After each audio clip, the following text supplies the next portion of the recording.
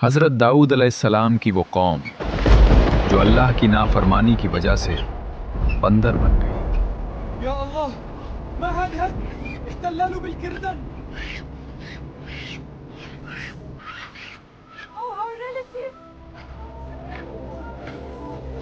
हज़रत दाऊद अलैहिस्सलाम की कौम के 70,000 आदमी उक़बा के पास समंदर के किनारे ईला नामी गांव में रहते थे और ये लोग बड़ी फराखी और खुशहाली की ज़िंदगी बसर करते थे।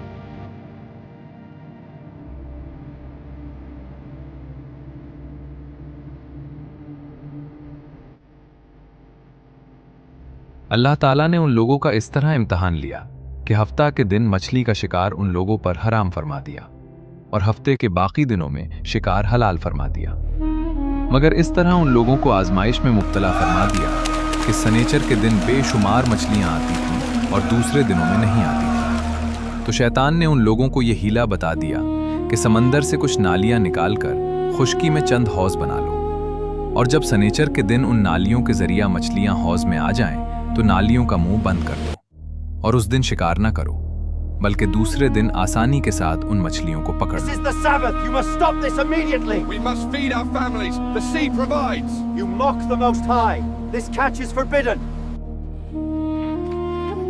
उन लोगों को ये शैतानी हिलाबाजी पसंद आ गई और उन लोगों ने ये नहीं सोचा कि जब मछलियां नालियों और हौजों में मुक़य्यद हो गईं तो यही उनका शिकार हो गया।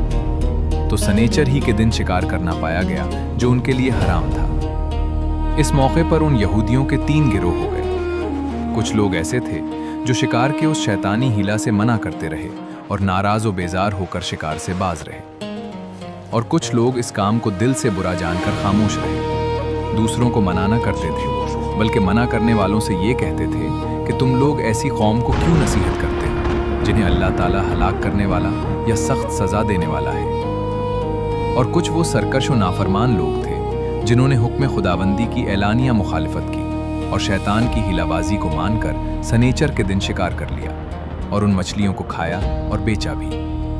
जब नाफरमानों ने मना करने के बावजूद शिकार कर लिया तो मना करने वाली जमात ने कहा कि अब हम इन मासियतकारों से कोई मेल मिलाप न रखेंगे। चुनाचे उन लोगों ने गांव को तकसीम करके दरमियान में एक दीवार बना ली और आमद और रफ्त का एक अलग दरवाज़ा भी बना लिया। हज़रत दाऊद अलैहिस्सलाम ने गज़बनाक होकर शिकार करने वालों पर लानत फरमा दी। इसका असर ये हुआ कि एक दिन खताकारों में से कोई बाहर नहीं निकला, तो उन्हें देखने के लिए कुछ लोग दीवार पर चढ़ गए तो क्या देखा कि वो सब बंदरों की सूरत में मस्ख हो गए हैं। अब लोग उन मुजरिमों का दरवाज़ा खोलकर अंदर दाखिल हुए तो वो बंदर अपने रिश्तेदारों को पहुंचाते थे और उनके पास उनके कपड़ों को सूंघते थे और ज़ारो ज़ार रोते थे, मगर लोग उन बंदरों को नहीं पहुंचाते थे।